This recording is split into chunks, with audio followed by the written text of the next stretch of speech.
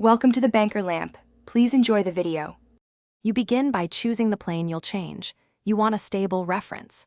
Once the part is open, pick an existing plane or create a reference plane from features reference geometry. Make sure you set offsets or an angle. Enter numeric values like 10 mm or 30 degrees to position it precisely. You do this now because downstream sketches and mates depend on that geometry. After creating or selecting, name it or highlight it so you don't accidentally edit the wrong plane. Next, edit the plane's parameters to match your design intent. Right-click the plane and choose Edit feature. Change offset distance, angle, or the anchor face while observing the preview.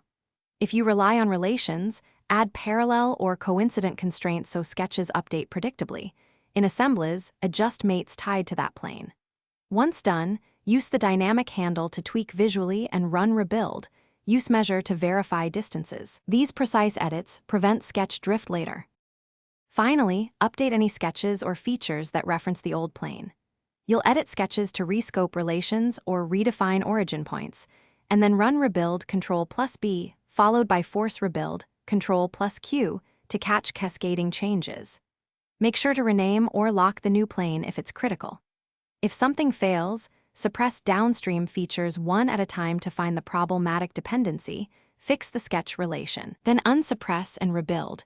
This isolates errors without losing work. Thanks for watching. If this was helpful, leave a like and consider subscribing. See you next time.